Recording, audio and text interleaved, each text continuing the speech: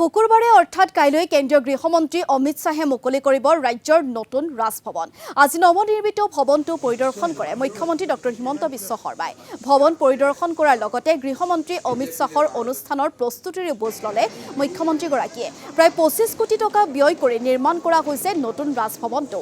এই ৰাজভৱনে অসমৰ নতুন পৰিচয় দাঙি ধৰাৰ লগতে আৰু অসমক ভাৰতৰ এখন বিকশিত ৰাজ্য হিচাপে যি পৰিচয় তাকো দাঙি ধৰিব বুলি আশাবাদী মুখ্যমন্ত্ৰী।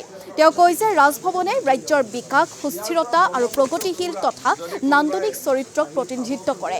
উল্লেখ্য যে 20ৰ পৰা 22টা কক্ষ থকা নতুন ৰাজভৱনত ৰাষ্ট্ৰপতি আৰু প্ৰধানমন্ত্ৰীৰ বাবেও থাকিব আছুতীয়া কক্ষ, লগতে থাকিব এটা বৃহৎ সভাগৃহ। ৰাজভৱন আৰু ৰাজ্যপাল এখন ৰাজ্যৰ সাংবিধানিক মুৰব্বী আৰু মুৰব্বী থকা স্থান। ৰাজভৱনটোৱে সেই ৰাজ্যখনৰ বিকাশ, সুস্থিৰতা আৰু প্ৰগতিশীল তথা নান্দনিক চৰিত্ৰক প্ৰতিনিধিত্ব কৰে। আমাৰ অসমত এটা নতুন ৰাজভৱন, যাক আমি ব্ৰহ্মপুত্ৰ উইং বুলি কৈছোঁ, অহাকালি কেন্দ্ৰীয় গৃহমন্ত্ৰী অমিত শ্বাহ ডাঙৰীয়াই উদ্বোধন কৰিব।